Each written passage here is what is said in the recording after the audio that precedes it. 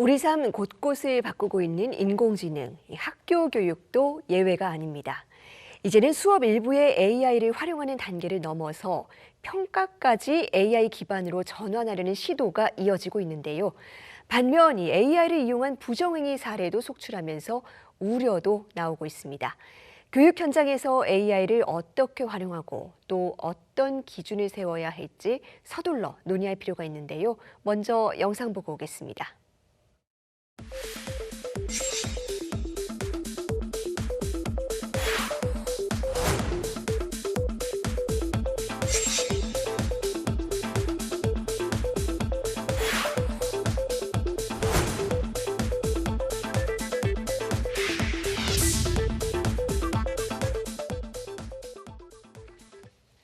네, 세계 각국이 AI 교육을 빠르게 확대하는 가운데 우리도 대응이 필요한데요.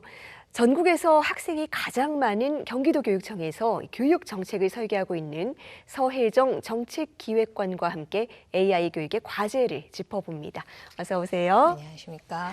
네, 사실 경기도교육청은 학교 현장에 AI를 적용하는 데 있어서 상당히 적극적인 편입니다. 내년에는 평가도 많이 바뀐다고요? 네. 저희가 지난주에 내년도 2026년 기본계획을 발표를 했는데요. 그 기본계획 발표 내용 중에 많이 관심을 가져준 분야가 말씀하셨던 AI 선원 수령 평가입니다. 저희가 올해는 국어하고 사회, 과학에서 AI 선원 수령 평가를 시범 도입을 했습니다. 그래서 내년에는 초등학교 3학년부터 단계적으로 교과도 가장 다양하게 모든 교과에 단계적으로 확대를 해 나갈 계획을 가지고 있습니다. 네, 이게 뭐 가야 될 길이기는 한데 사실 AI 평가를 둘러싸고 뭐 공정성 논란이라든지 전문성 논란도 있었던 게 사실입니다. 이런 우려가 해소됐다고 볼 수 있을까요? 우려하시는 분들이 많은 것으로 알고 있고 걱정하시는 분들도 많이 있습니다. 가장 공정한가 신뢰로운가라는 부분에 있어서 AI가 모든 것을 하는 것이 아니고 AI가 신뢰 평가를 하는 부분에 있어서 AI에게 맡길 부분과 교사에게 맡길 부분이 우리가 따로 있다라고 보시면 될 것 같고요.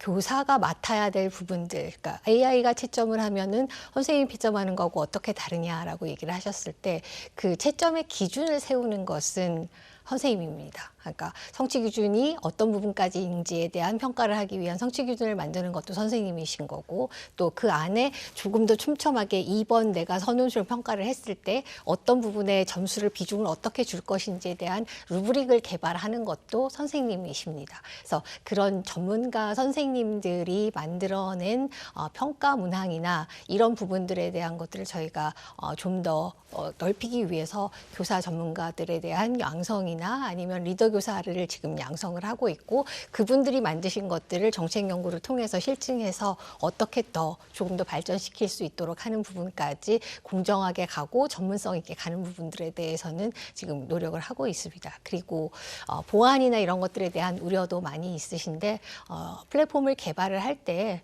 국정원을 통한 보안성이라든가 이런 것들은 다 검토를 받은 상황이고요. 또 거기에 따라서 플랫폼에 있어서 데이터 유출이라든가 이런 부분들도 보안에 있어서 철저를 기하고 있습니다. 네, AI 기술과 교사의 협업을 지원하기 위한 어떤 지원책도 강화해 나가겠다라고 말씀해 주셨습니다.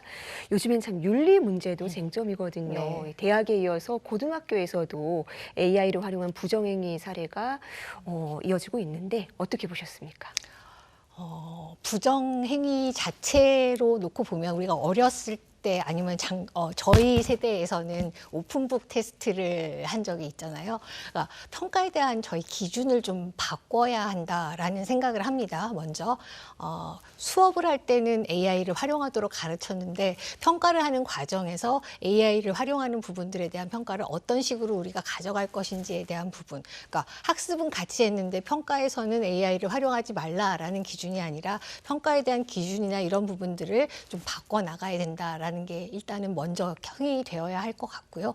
윤리에 대한 부분들은 먼저 이제 디지털 시민교육이나 이런 부분들은 당연히 강조를 해야 되는 부분인데 경기도교육청에서는 올해 전국 최초로 중학교에 인공지능 윤리에 대한 인증 교과서를 저희가 만들었습니다. 그래서 내년에는 초등학교 5학년하고 고등학교 부분에도 인공지능 윤리에 대한 교과서를 지금 심의를 앞두고 있기 때문에 내년 2월, 3월에는 초등학교와 고등학교에서도 인공지능 윤리 교과를 배우실 수 있을 것 같고요. 또 가이드라인을 교육부에서는 조금 더 내년 2월이나 3월쯤에 내겠다라고 말씀을 하셨는데 저희는 올해 좀 더 다양하고 촘촘하게 되어 있는 AI를 활용할 수 있는 가이드라인을 이미 배포를 했습니다. 이 부분을 이제 한 50여 가지에서 70여 가지 정도로 촘촘하게 어떤 부분은 어떻게 쓰고 수업에서는 어떻게, 평가에서는 어떻게, 또 로그인할 때는 어떻게, 학부모는 어떻게, 학생은 어떻게, 교사가 가져야 될 부분은 어디인가까지 좀 자세하게 나와 있어서 이런 가이드라인을 활용해 보시면서 또 수업을 설계하실 수 있고 평가를 설계하실 수 있기 때문에 그런 부분에 있어서는 경기도교육청이 앞서 나가고 있다라고 말씀드릴 수 있겠습니다. 네, 이런 다양한 노력들에 더해서 또 AI 교육과 관련한 아주 치열한 쟁점들을 포괄하는 또 중요한 행사를 준비하셨다고 들었습니다. 네. 바로 다음 주 화요일 12월 9일인데요. 저희가 고향에 있는 바로 앞에 있는 네. 소노캄에서 하루 종일 미래교육 국제 포럼을 개최를 합니다. 이번 미래교육 국제 포럼의 저희 주제가 Unlearn to Learn 해서 교실의 미래를 해킹하다 이렇게 잡았는데요. 그러니까 Unlearn to Learn이라는 의미는 앞으로 AI 시대에서는 그동안에 배워왔던 것들, 그 중에서 이제 비워야 할 것들을 비우고 그 자리에 새로운 것들을 채워나가자, 새로운 것을 배워나가자라는 의미이고요. 교실을 해킹하다 해서 해킹이라는 의미는 실제적으로 저희가 지금 하고 있는 미래교육의 방향성이나 이런 부분들에 대해서 조금 더 창의성을 좀 한 방울 더 넣어보자 그런 의미로 교실을 해킹하다라는 주제를 잡았습니다.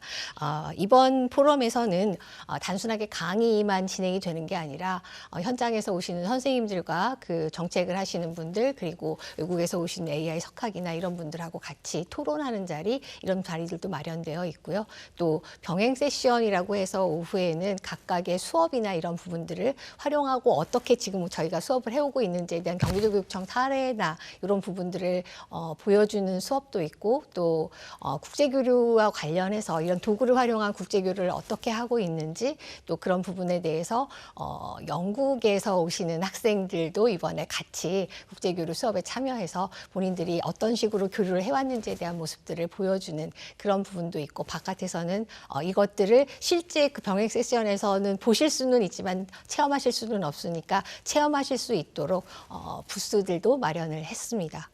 다양한 행사가 준비되어 있습니다.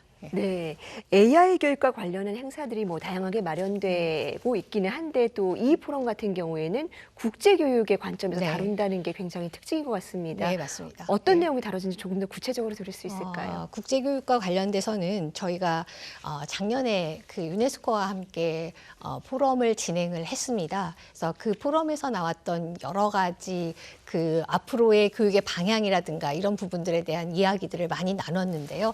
그 이후에 이제 진행되어 온 것들을 보실 수 있는 그런 수업들이 지난 1년 동안 학교 곳곳에서 또 그리고 경기도에 있는 공유학교나 아니면 또 지원청에서 여러 가지 행사들을 하시면서 좀 더 많은 학생들이 국제교류를 통해서 세계에 대한 문화도 배우고 문화를 통해서 또 다른 사람을 이해하고 세계 시민으로서의 글로벌 역량을 키우기 위한 노력들을 해왔습니다. 그런 사례들이 아마 12월 9일 행사장에서 보실 수 있을 겁니다. 네, 여러모로 의미가 있는 행사가 될 것 같습니다.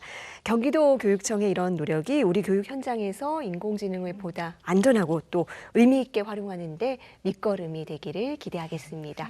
오늘 말씀은 시간 관계상 여기까지 듣겠습니다. 감사합니다. 감사합니다.